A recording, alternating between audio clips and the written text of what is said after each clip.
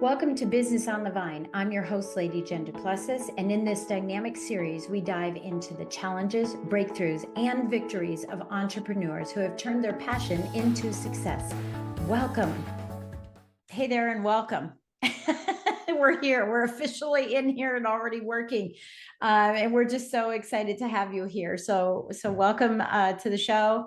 And I'm sitting here talking with a dear friend of mine, Jonathan Bengel, and I consider you to be a dear friend because we have so much fun whenever we're together. And it's like we haven't, maybe we haven't talked for like 8 months, but we start going, and start talking right away. So I just love having you. And Jonathan is a certified tax strategist, and he's also there's another title that you have. You're a registered insurance agent with the IRS, right? No, I'm an IRS enrolled agent with the IRS enrolled agent. Yeah. You're not a certified agent who's coming after us because everyone will want to hang up and go, okay, I don't want them to know I'm listening. We want them to stay away.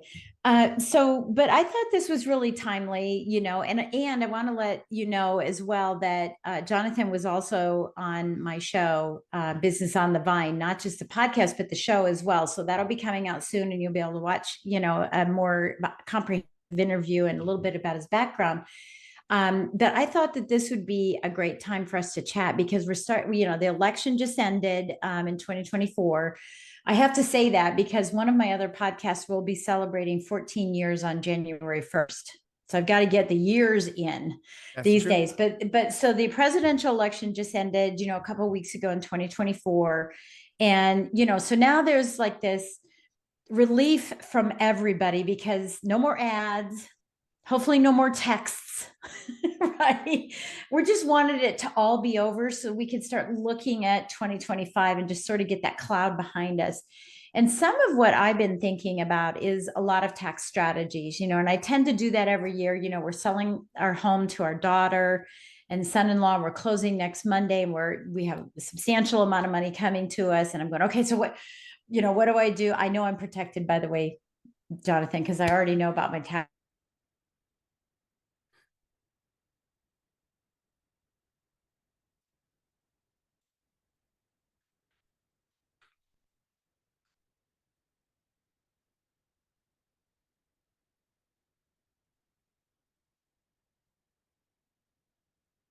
Record and recording everything. Am I losing you? You're looking all funky. Yeah. We froze. Oh, did we? Okay. So let me start with that again. I'll just pause for a second. I'll let Vicky know. Okay. And so what I want to talk a lot about today, as we get closer to getting into a new year, and it happens every year that I start thinking, but from a business perspective, and because you're a tax strategist specifically for businesses and saving the money, I want to talk about some of the strategies for writing off lunches, writing off mileage, writing off. You and I met on the marketers crew. Well, maybe we didn't meet there. I can't remember. But, these cruises we go on, that I just got back from a trip to Europe, and I extended it to be partly business and partly personal, but I went there for the purpose of business. And I think that's really important for us to really truly understand from the horse's mouth. What can we write off? What can't we write off? What should we be aware of? I've been audited because of my write-offs in my business 2 years in a row on the same thing. And then also, what kind of records do we need to be keeping? Because, I know that you work with a lot of, we're going to talk about all this, Jonathan, but I know that you work with a lot of high-end clients, but then, some of the people that are watching the show, as Business on the Vine is all about the grapevine, hearing it through the grapevine. What should I be doing as I'm starting out? And making sure that I'm doing it properly. What kind of records do I need to be keeping? What kind of minutes do I need to be keeping so that the IRS doesn't come in and, and you can clarify what, in fact, the true IRS situation is now, because I'd heard that they hired like 3,000 agents to come after little LLCs and how much it is per, violation, et cetera. So let's just dig into all of this. And let's talk first about the high level things like travel, meals, clothes, right? Because we have clothing that we have to buy for our business, thank God. Well, I got sad Especially news. if I'm on stage, right? I got sad news for that one. But Um, all of that, I want to, just kind of want to hear about this. This is what business owners want to hear on the grapevine. what's on the vine right now? Well, yeah. So yeah, for those of you who don't know me, I'm Jonathan Bengel, and I am a certified tax strategist, only 1 out of 50 in the entire country. It's one of the highest designation you can probably achieve in this field. I'm also an IRS enrolled agent, so I'm licensed by the Internal Revenue Service to represent all of my clients, not only just with the IRS, but also all 50 states as well, with all related tax matters.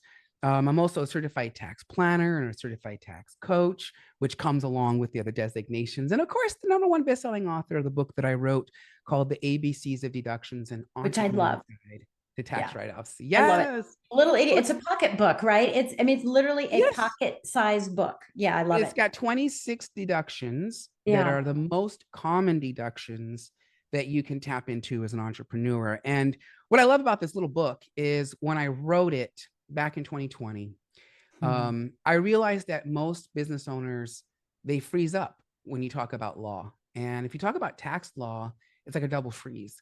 And so Yeah. when I wrote this book, I took out all the legalese. So I didn't want to talk about Section 179. I didn't want to talk about, Section 1245 or 1250. Right. I didn't want to talk about that.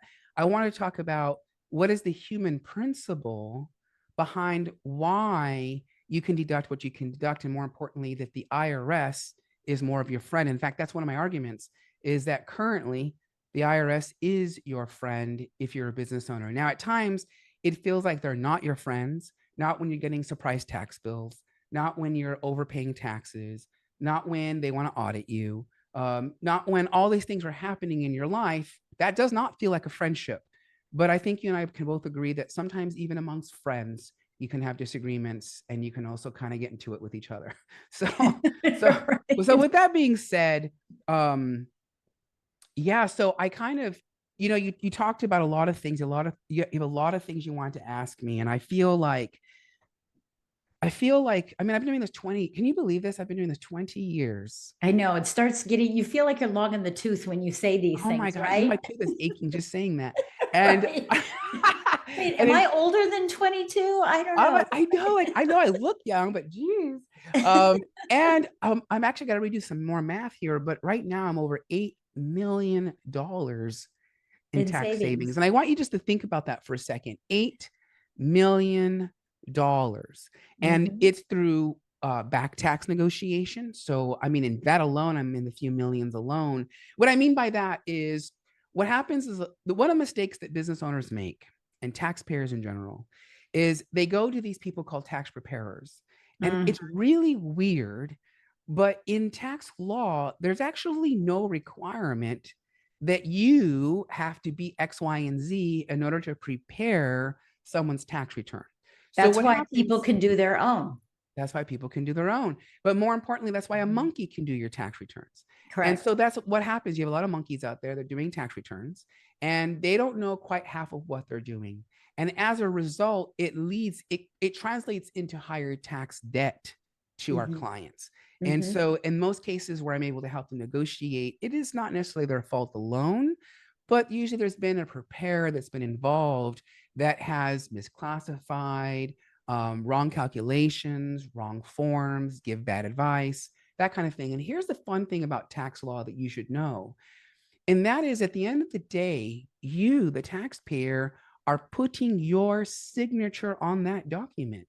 And you're telling Uncle Sam under perjury of law that you have reviewed the return. You have said it's accurate. You have said you've reported everything that should be reported, and you put your signature on it, even As though if we know what we're doing, quite frankly. I mean, right. even signing it, we don't know what we're doing. Even when you pay 10 grand to have someone prepare your taxes. That's correct. Well, Yeah. that's my other rule. That's my other issue, because even though the preparer signs it, it does not bind the preparer to the return. In fact, they wash their hands and they skedaddle. That's usually what happens.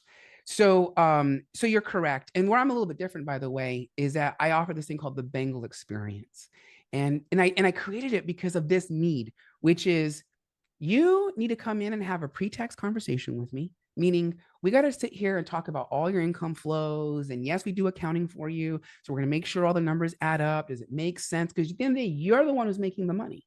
And you might say, Jonathan, that doesn't look right. I feel like there's something missing here. And that could be because it's classified in another category, or maybe because we didn't know that something happened. That's why this pre-tax meeting is so vitally important and why it's required of all my clients. Then we prepare the return. Then when we're done, we have a follow-up conversation with you where we go line by line by line of the return. This is this number. We got this number from this account. We got this information from this. So we're telling you exactly how to read the return up and down so that you with confidence can sign to say that you have in fact reviewed the return for its accuracy and whatnot. That's the difference. So, okay, fine. So I wrote this book, the ABCs of Deductions, and I did that because I realized that right now, I have a client that said, Jonathan, I want to work with you, but because I know you're super valuable, I can't quite afford to work with you. But I also know there's all these deductions that I'm missing out on. And so I simply tell them, like I'm telling you right now, go to the abcsofdeductions.com, buy the books, $12 on Amazon, and look at that, fill out an Excel document, boom, bada bang, you might have yourself a profit and loss statement that you can use.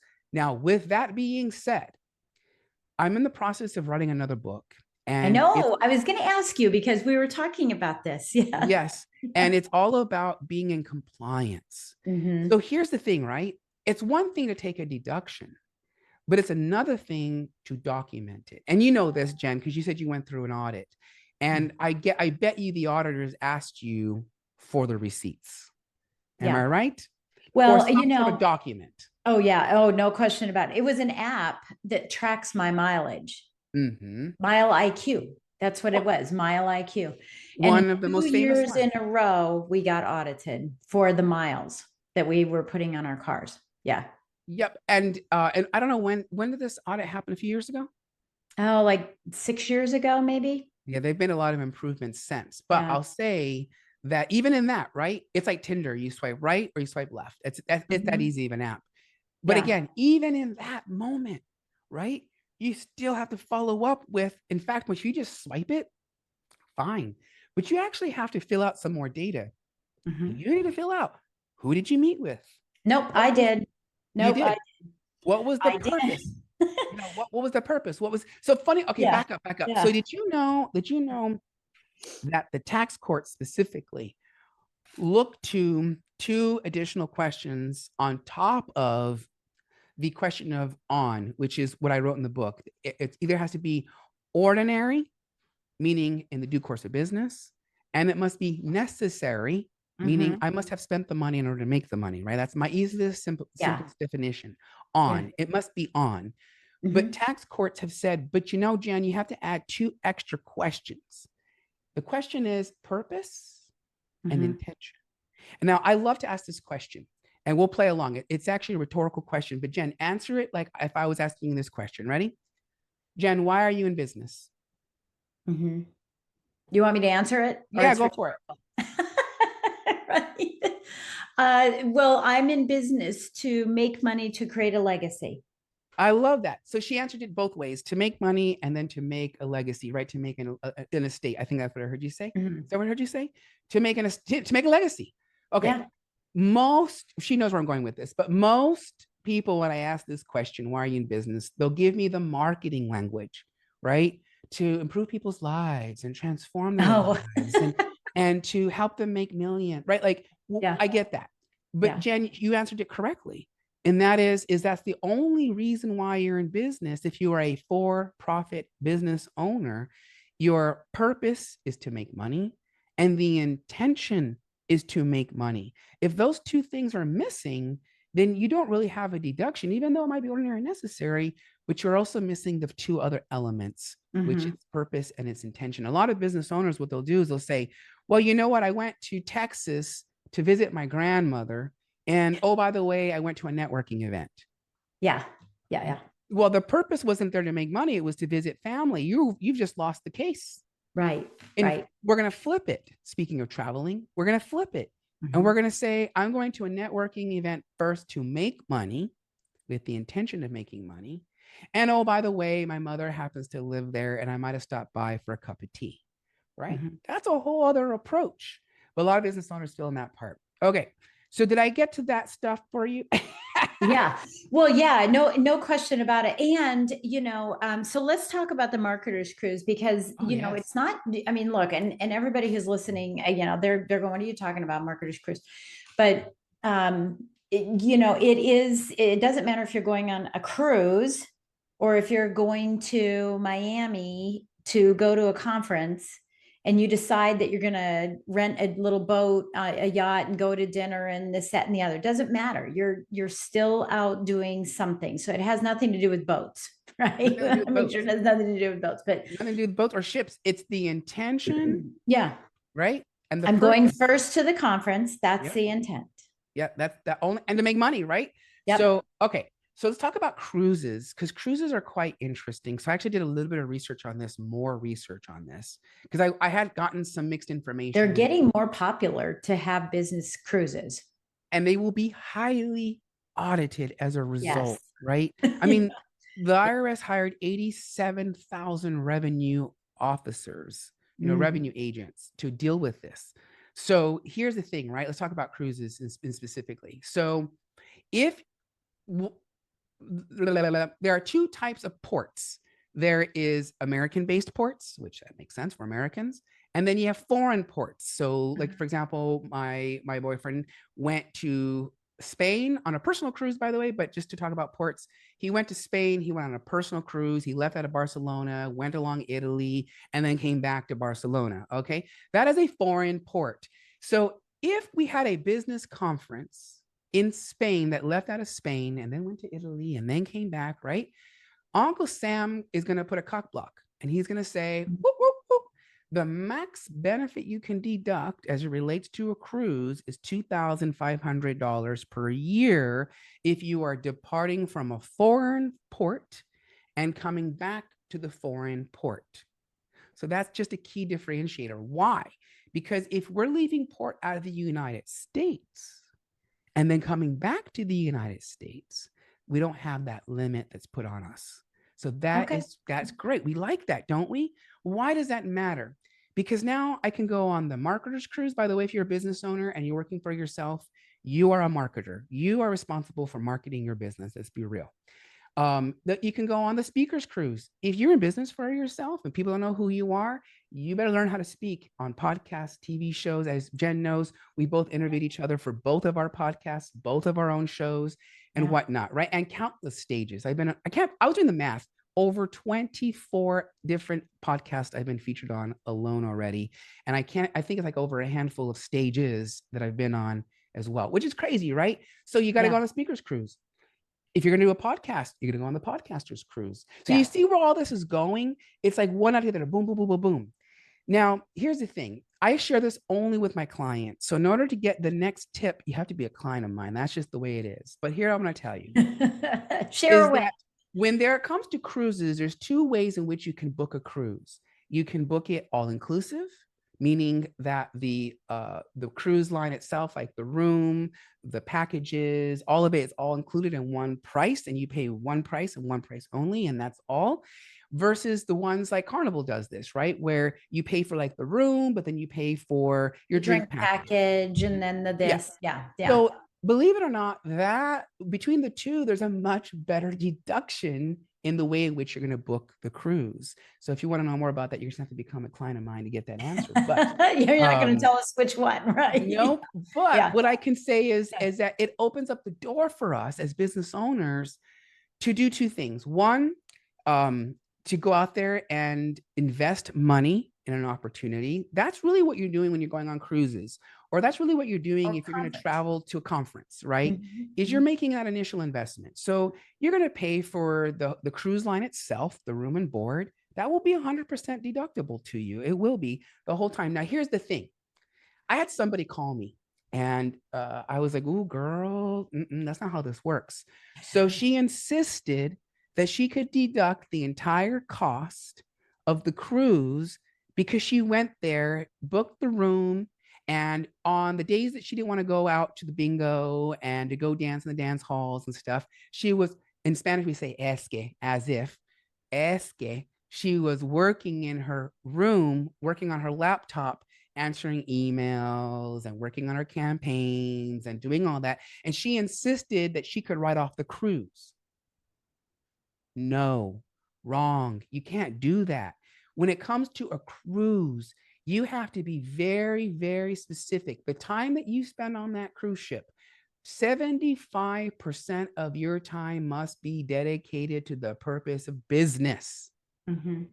So I don't know about you, Jen, but I know I saved all of my lanyards from all of the marketers' cruises I've ever been on. Why? Because that lanyard has one of the most sacred pieces of documents you'll ever possess in your whole life. The schedule. The schedule. Yeah. It The tells schedule. us, right? From this time to this time, you're in this conference. From this time to this time, you're in there, right? Yes. So then outside of that, when we decide to go on an excursion to go swim with the turtles, ideally what happens is you end up surrounding yourself around other business owners who also And like you turtles. yik-yak. Yep. You know what I mean? Then you And we get in the network. kayak, then you go to the ocean, and then you swim around the dolphins. Now, unfortunately, that is not deductible. In fact, in 2017, Congress created a law in 2017 and called it the Tax Cuts Jobs Creation Act. And part of that law did a few things, actually. It allowed us to accelerate depreciation on investment properties up to $2.5 million. You can aggregate your properties, which would then cause people to then buy not one house, but 2 houses, 3 houses, 4 houses. And then people quickly realized that, well, hold on a second. Instead of renting for one person for 30 days and only making $1,000, I can convert it into a hotel, and we'll call that Airbnb, and rent it out for less than 14 days, which then changes the nature of the income from being passive income and losses into active income and losses, which is very, very valuable. So we create this law then to allow people to accelerate depreciation, create hotels and put them in residential zones, which leads and contributes to the housing crisis that we're all in. Because I don't know about you, Jen, if I realized that I could buy 5 houses and make $5,000 a month making a hotel, I would go do that. Why would I rent it to the old lady on fixed income and make $1,000 a month when I can make 5, right? So, okay, you sure I'm going with this? Now, part of the compromise was to remove a lot of benefits that a lot of taxpayers had. For example, if you were a W-2 earner and you were working out of your home, you could deduct the non-reimbursed employer costs, the utilities, the homeowner's insurance, the pool guy, the marketing, all that. But now that you are working from home in 2017, you don't get that benefit anymore if you're a W-2 earner. But yet most of Americans now are working out of their homes for somebody else. So back in the old days, Jen, had you and I gone on the marketers cruise pre-17, and we went to lunch and bought each other. Oh, we could have deducted the turtle excursion, right? The $300 it takes to go swim with the turtles. We could have deducted that as a business related expense. Hello. But that got taken away. So unfortunately, I don't have a business incentive to go swim with the turtles because I can't write that off. That's personal entertainment now. Right.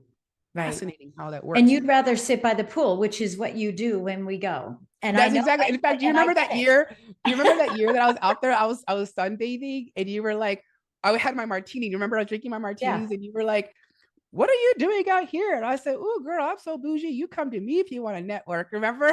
Yeah. That's it. That's it. That's it. So that's how tax law is working to incentivize us to make all these decisions, right? So, all right. What's the biggest expense that a entrepreneur could have or has that they're missing the mark on, or a business, the biggest tax deduction that entrepreneurs miss? We talked about the ones that they're taking that they shouldn't, but what about the ones that they should be taking and they aren't? Well, that's kind of complicated, but there's things like, for example, employing your own children. So a lot of times, a lot of business owners, again, you wake up and you're like, I'm taking control of my life. And so you start out doing your hustle, right? We've all been there. And most of my clients I work with are women, and most have children. And I don't know about you, Jen, but you and I both know that financial literacy is a taught skill, right? Yes. It's someone that has to teach them. I grew up poor, so my mom didn't have these Yeah. skills to teach me. I had to go to Yeah. school to learn these skills. Yeah. So, all right. But if I had children, I would employ them in my business and I would give them tasks and duties inside of my own business that is going to contribute. Because what we're doing is we're teaching them the value of time, which is their labor, in exchange for that dollar bill.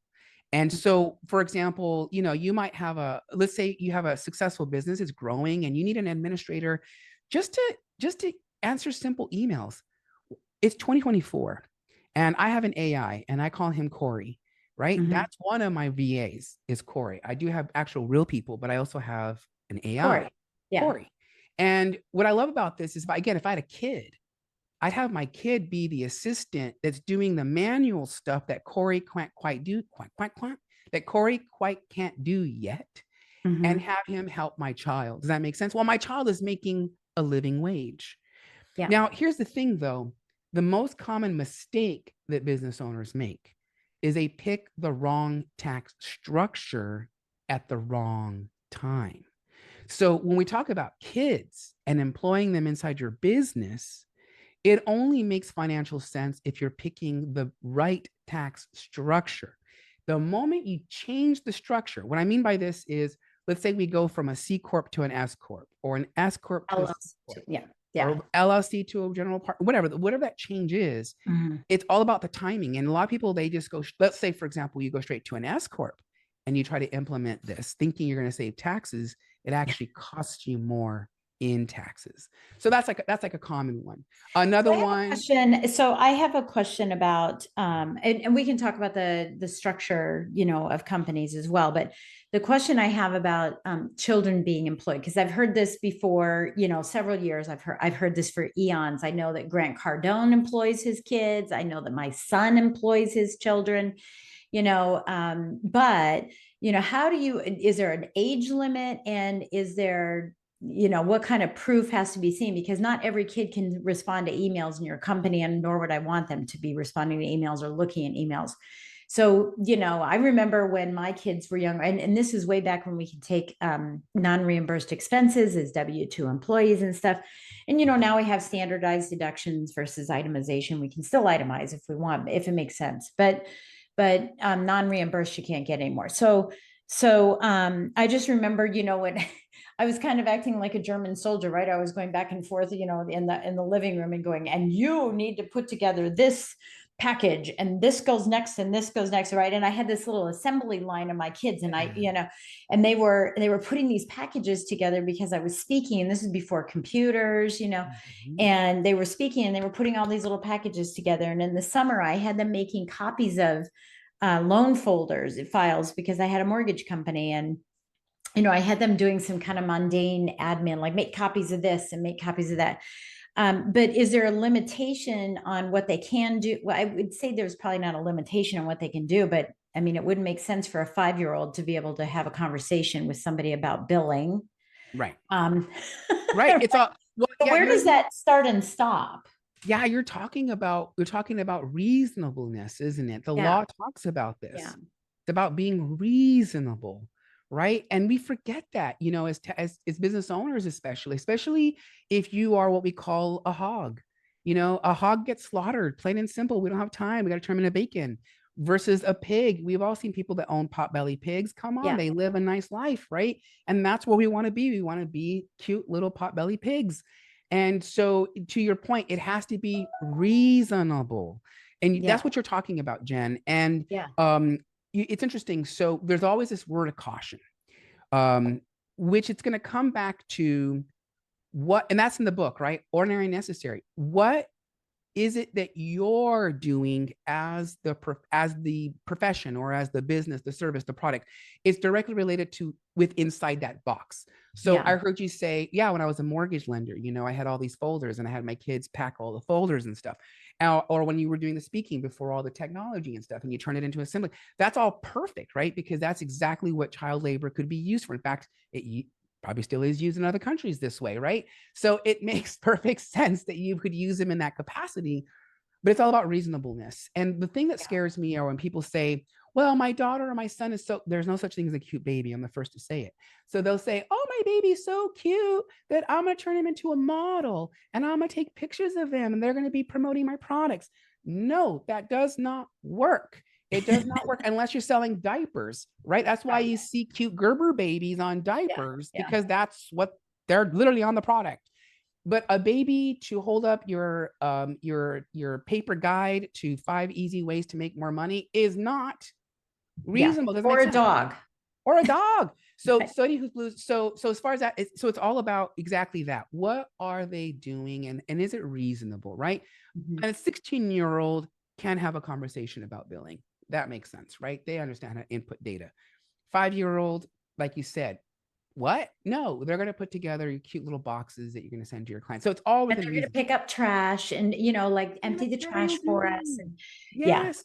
I told my client, because some of my clients implement this strategy, and I make it fun for them. So you know what I tell my clients, just for funsies, is I tell them, go to Costco and get those cool clock in, clock out machines that do like a clunk, clunk, like clunk, clunk. Yeah. And they actually put it on their walls in their office. And their kids, they love it. They go in there and they clock in and they clock out. Just like, so that's another thing, right? You have to, it needs to. And they feel like they're contributing, right? To the whole family. They're going, I'm here working now. I'm here to help. And I'm okay. Now I want to go and play. Yes. And we're teaching them those valuable skills. So that's another thing that people don't often use a lot of time. And then of course, another classic is, again, your office is occupying your home. Yes. Look at both of us right now. You've got an office. I've got an office in my home too. Yeah. Yeah. I used to have the corporate space. I used to have all of it with the 3 full-time staff members and all that fun stuff. And as you know, COVID happened and it shifted everything. And then I was like, well, what am I doing downtown in this big corporate space, paying all this money for? When now all of my staff are virtual, all our meetings are virtual. It made no sense to be paying all this money for an office. So before you know it, I moved my companies into my own home. And the truth of the matter is, and I teach this, is that your home, your business isn't you, and you aren't your business. It's like a kid. So I have 3 amazing kids. I got JB Financial, I got Tax Talks, Naked Tax Talk on YouTube. And then of course I've got Jonathan Bengel, which is the speaking companies. I got all 3 companies that are sitting here in my house. And I don't know about you, Jen, but if my kid turned 18 years old, do you think I'd let them live in my house rent free? No. I don't think so. I don't think so. They got to pay me rent. Yeah. So depending on the tax structure, which again, you got to become a client of mine to guide you specifically along this line. This is a powerful tax strategy in itself, because what we can do is we can move money from one pot to another legally. That reminds me, as a certified tax strategist and a planner, that's what I'm doing. I'm moving money legally from one pot into another pot. And because the tax law looks at that and goes, oh yeah, I saw you went from one business into another business. They're disregarded. They're not married. They're not that. They're 2 separate entities, 2 separate kids. Then I'm going to let you have deductions. And so believe it or not, I have a rental agreement. That's the document. I have a rental agreement between my business and myself, my family, to rent this space. Again, hogs get slaughtered, pigs get fed. So do you have, so I want to ask you very specifically, because you're 3 businesses, and so let's just say it's 500 square feet. Does each business rent 500 square feet, or does a business rent 150 square feet and 150 square feet, 150 square feet? The current, I think it really kind of depends, but like right now I have one of my companies paying all the rent. Yeah. Because it basically does most of the work. And that's to your point. It's a matter of percentage of time in which the business dedicated into each company. Yeah. Okay. And here's the thing, right? Each business has to have a what's the term? I can't remember. Oh, I'm losing my brain's losing it. Each business has to have, I want to say validity, but that's not the right legal term. Purpose, intention is those 2 things as well. But it's like, for example, you just can't create a company to create a deduction. Right. No, I get it. You know They what I have mean? to have it, it has to be coded and you have to sign up with the company Yeah, and so all there's this all this fun statement. stuff, but that's how I do it. So I have one of my Yeah. companies that has actually entered Yeah. the agreement. The other two, I let them kind of get away with it rent free, Yeah. Yeah. because make it Well, tax talk because is, one of them is more of a startup for you, quite frankly. I mean, one yeah, of yours is more of a exactly. startup, right? So it's just, getting its legs. So, okay. So the last question, or maybe not the last, but one of the last questions I want to ask is, you mentioned that you have different businesses, for each thing that you're doing. A lot of people that listen, because they are entrepreneurs, right? They have a lot of little irons in the fire, right? And so I do think, and I want to make sure that this didn't get just glossed over, Sure. right? So when people ask me how many businesses I have, I have something like 13, 14 businesses because I have rental properties, I have Airbnbs because I play that game. You have I to. have You Airbnbs. have to. Yeah. And, and I have a speaking company, a podcasting company, a coaching company, all part of, I have a main company called Kinetic Spark Consulting, but I have other companies that are underneath that specifically for the speaking. So the speaking agreement isn't with Kinetic. Well, mine is. It's with Kinetic Spark Consulting as my speaking agreement, but I have another company inside of that is the contract between myself and my clients, my coaching clients, right? And then I have another company that I run everything through for the podcast.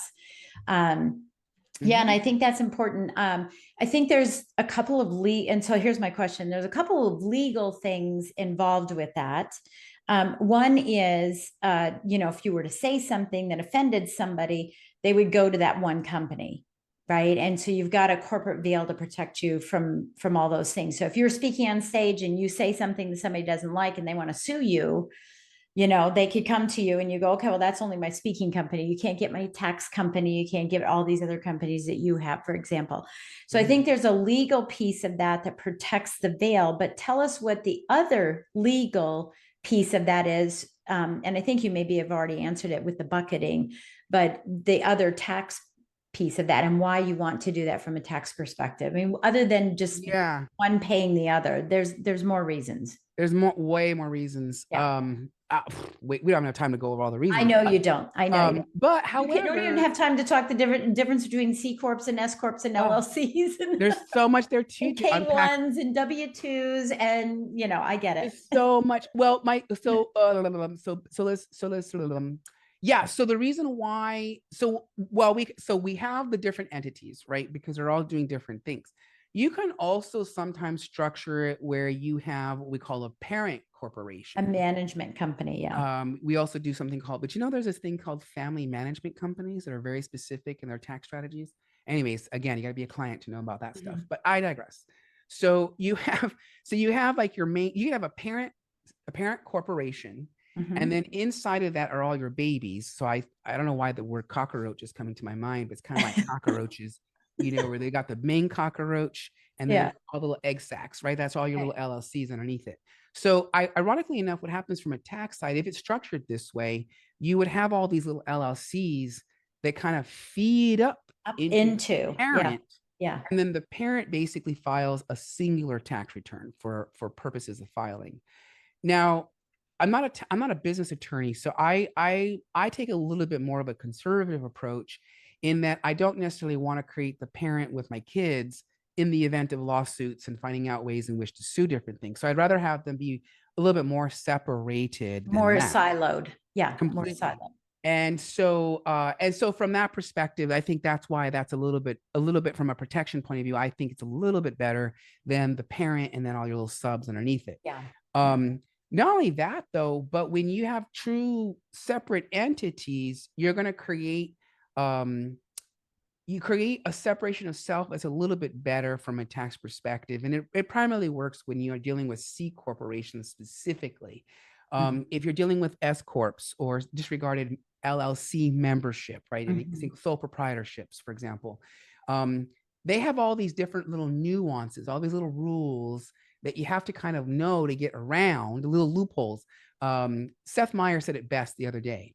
And I liked what he said. And he said, there's laws, and then there's loopholes, and then there's norms. There's the three ways in which the law operates. So the law says you can't deduct your child labor in an S corp and get the same tax benefits if you do it through a single member LLC. Okay. Yeah. So that's, I just gave away the secret if you were listening long enough to this episode. So with that being said, where was I going to go with this, Jazz? Where are we going, Jen? I lost my train of thought.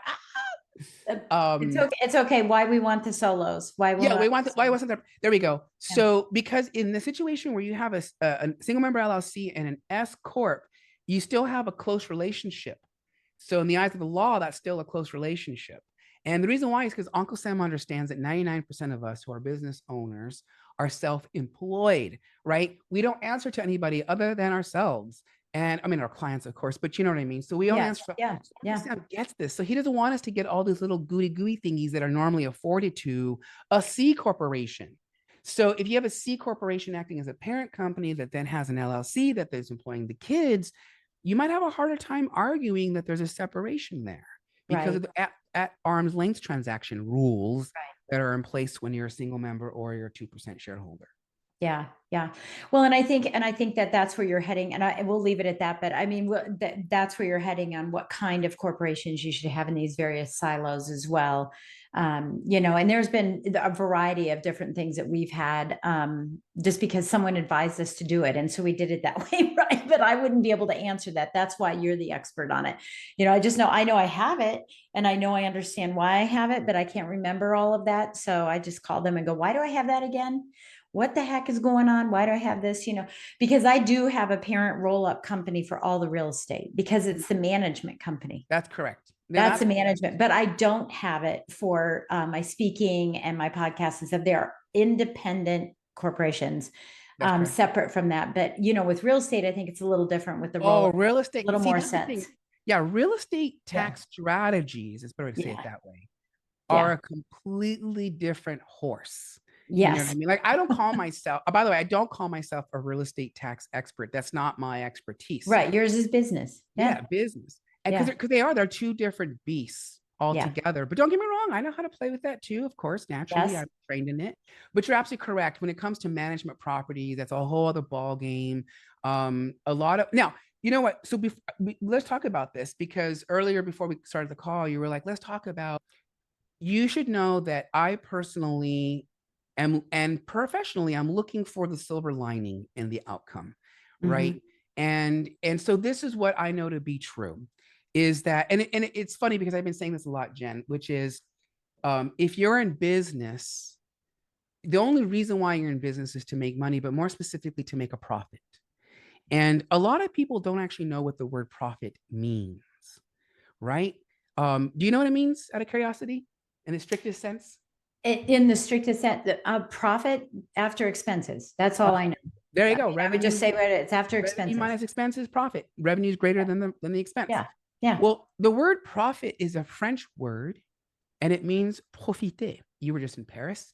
You may have heard this around in their commercials, but they'll say, il faut que tu profites de ce soleil, right? Like you must take advantage of blah, blah, blah. Seize the moment, blah, blah, blah, right? That's what profit means, to take advantage of, to seize the moment. So now you might be going, what? Oh, that feels dirty to me. Oh, I don't like that. If that feels dirty to you and you don't like it, then I suggest you become a 501c3 organization and become a nonprofit so that you don't take advantage of any profit. Right. So that's what it's really about. It's about, you're the middle person between that person's suffering and their gain. And you're the middle person, the knowledge, the product, whatever. So we got to own that. We're in it because that's what profit means. Now, with that being said, I was saying that because where was I going to go with that, Jazz? I was going to go with a comment about about profit. So because I wasn't going to go with that, Jazz. Jen, I was going to tell you about this. Okay, so when we're dealing with profit, you have to be okay. Yeah. So I'm trying to find my train of thought. That silver lining. Yeah.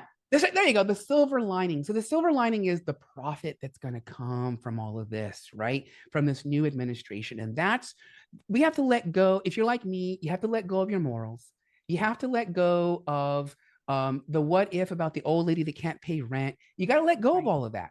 Mm-hmm. Business does not care about whether or not you can afford to pay the rent. It does not care if whether or not you can afford to keep taking the coaching program to grow your business. It does not care. It cares about money and making a profit. And if you're not okay with that, then you got to become a nonprofit. Now, with that being said, there's a silver lining in this. Going to create pro-business tax laws. That's the silver lining that's going to come out of this. And if Mm-hmm. there's anything that I know about tax law, is that it's applied equally across all boards. Yeah. So it doesn't care, right, about your gender, it doesn't care about your background. Did you know, Jen, it doesn't even care if you're in the United States legally, so long as that even if you're an illegal immigrant crossing the border to pick the tomatoes so that you and I don't have to pay $10 per tomato, all right, those people can go out there and get something called an I-10, an Right. individual tax ID number, Mm-hmm. where then they will report the 1099 income that's issued to them.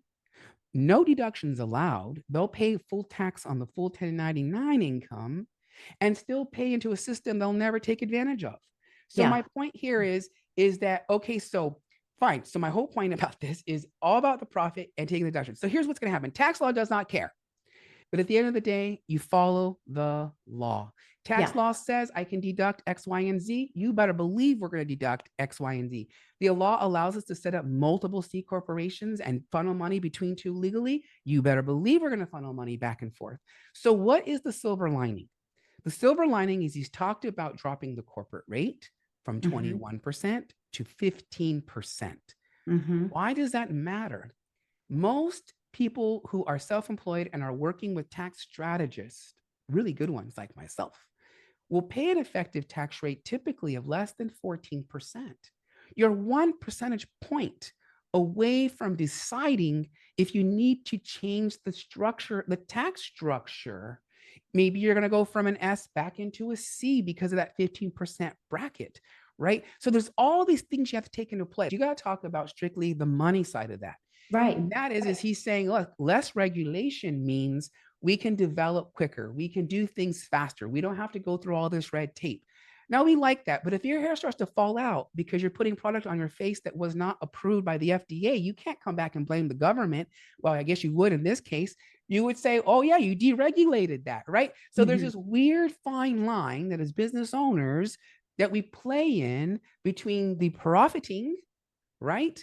Yeah. And then, of course, the holistic side of that. How do we keep humanity from having their hair fall out? Because I produce a product Right. that gives Well, you and I the think the time. point, yeah, and I think the point that you're bringing up too is that, and I said this when we first started, is that, as we get closer to the end of any year, full calendar year, not so much the fiscal, but we get to the end of this calendar year, we need to be talking to professionals about what the strategy is for the next year, because maybe there was an administration change, maybe there was a congressional something, maybe 2 years from now, the house changes over and goes some other way, and now there's no more changes.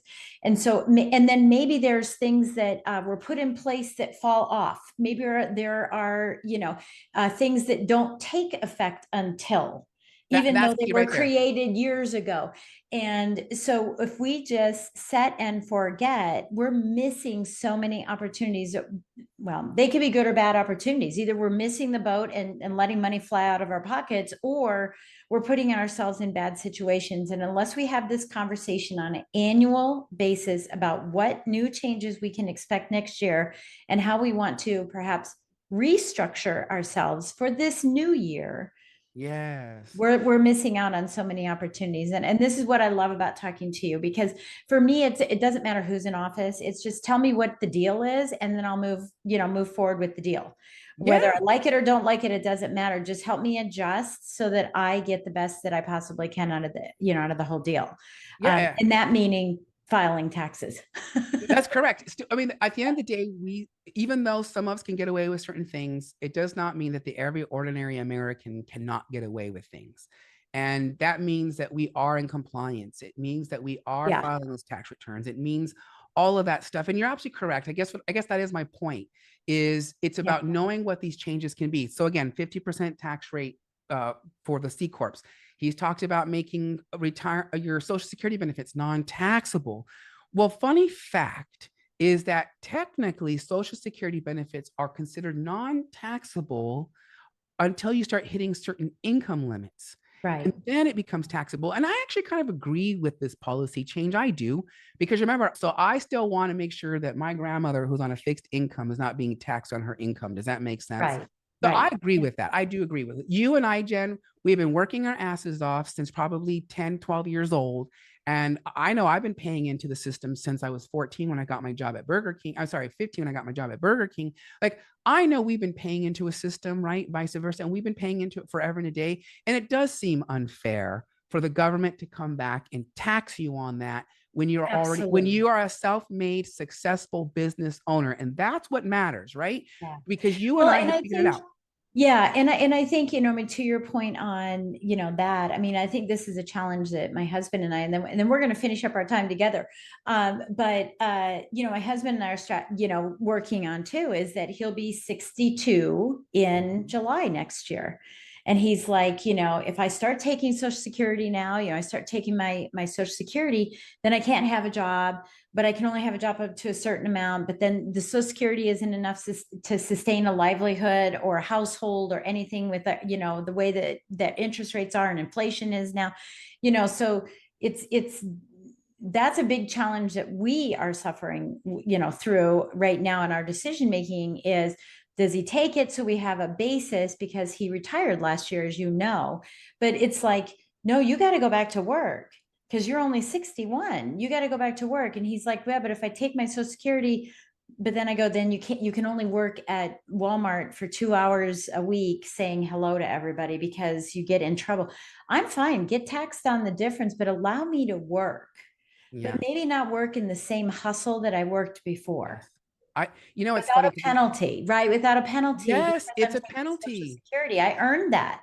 Yes. But let me earn $100,000 more if I want to earn Yeah. $100,000 more. I'll pay taxes on that, Yeah. but don't make me pay taxes on something that gives me a baseline, a foundation, because I already put the time in. I don't want the hustle. I don't Uh, want to make the tons of money, but I do need to make enough money to sustain my life, my life, not my livelihood, my life, right? And I think this is going to be something that we're going to start seeing more and more of, because so many of us are working longer and longer and longer. oh my God. And I don't know about you, but this entrepreneur spirit just never dies until I think we take our last breath, right? And Like, then we leave all the Social Security in the hopper and don't ever take it. That's yeah, a it's funny because like to me, like Social Security is not an entitlement benefit, yeah, right? Like we yeah, literally took it out of our own paychecks yeah, and put it into the system. And to your point, one of the things, this is funny because it's not really related to tax, but from a social reform spot, you're absolutely correct. We should not be putting limits on what people can earn while they're taking their Social Security benefits, because I think what it does is it creates an artificial reason for people to not work. And yeah. our society was built on the Puritans, all right? And they were all about workaholics at the end of the day. They were all about workaholics to this Well, day. and it's purpose That's too. it, giving us reason. Mhm. And so yeah, so if all of a sudden, like you said, you put a limiter on it, you're like, well, then I'm in a tough and a hard spot. And no, I agree with you. I agree with you 100%. And again, just because I'm an elite liberal doesn't mean that I cannot agree with a lot of these changes and a lot of these things. You Yeah, know what I mean? yeah, Because that's yeah. really, I agree Well, with as it too. Brian, as my husband says, you know what? We can all agree on 6 out of 10 things. If we could agree out of 6 and 10 things, it doesn't matter what side we're on, right? Yeah, We're all human. exactly. We're all human, right? Exactly. We're just going But to go and with it. that's yeah, and I just think, from a business perspective, this is just timely to be looking at how do we win? It's all about winning. This is what winning looks like. And it looks like taking the time to slow down so you can speed things up on the backside instead of speeding it up, and then be slowed down by an audit, being slowed down by not taking advantage of something that was available to you, or missing the big semi that came by you because you were counting, your miles. That's correct. Yeah. And miles is one little thing, but there's just so many, and what I'll say is one last thing. And that is that we got to always remember that tax law is written so that it incentivizes us all from the individual level all the way to the business level, like quite literally in the bedroom. Like if you have kids, you get child tax credits, right? So that's just the way in which law works. So like right now under current law, one huge incentive, if you remember, one part of the big green incentive that was created was this thing called the EV tax credits. In fact, I think it's called Section 33D for the business side. But basically what it says is that if you go buy a vehicle that's predominantly made in North America, as defined as Canada, Mexico, and the United States, if most of the products are being built in the United States or in America, then you can take a $7,500 tax credit. A tax credit is more valuable than the deduction. The deduction is a percentage, but a tax credit is a dollar for dollar reduction. Dollar for dollar. Yeah. Dollar for dollar. So if you're like my clients right now, I got a lot that are in the construction agency. I got some that are AC repair people. I've got anything in this industry that requires them to have a truck. Believe it or not, this is one of the tax strategies. And I'm sharing that with you guys because I do believe in a clean, green economy. And that is go out there and invest in an EV truck. You get the $7,500 tax credit, plus you get the bonus depreciation, Section 179, and the list. You're writing off the payment on your business. No payment write-offs unless it's a lease, and that's a whole other topic. Right. But the interest portion of the loan would be deducted. Yes. To clarify you, Jen. Yeah. Sorry. Yeah.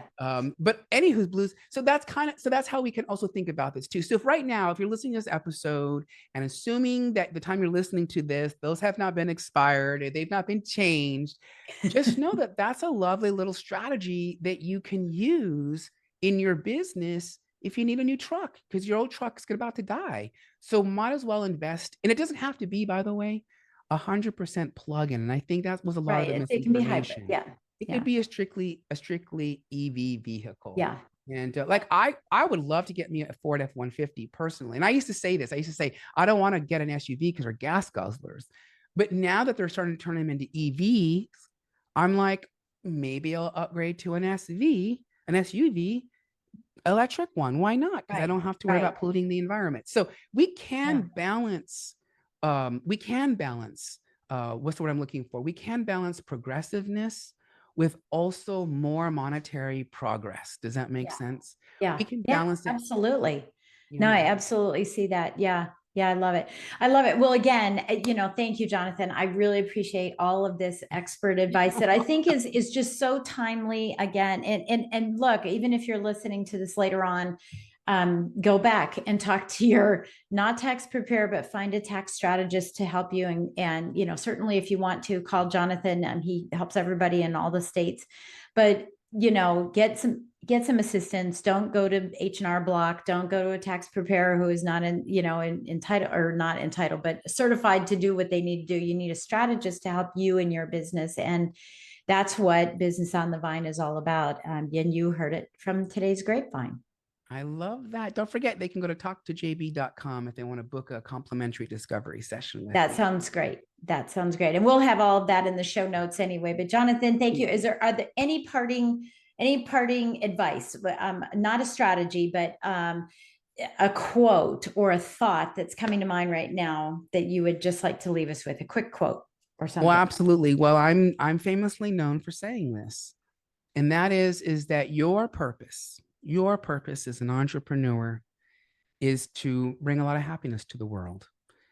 Your job as the entrepreneur, though, is to make a whole lot of money, honey.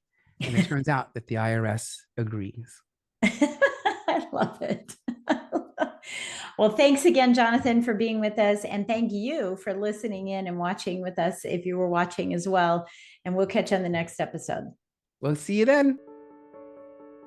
Thank you for joining us on Business on the Vine. If you found value in today's conversation and would like additional support, go to supportfromjen.com. Remember, the best ideas are always discovered on the Vine. So keep innovating, stay inspired, and continue to grow.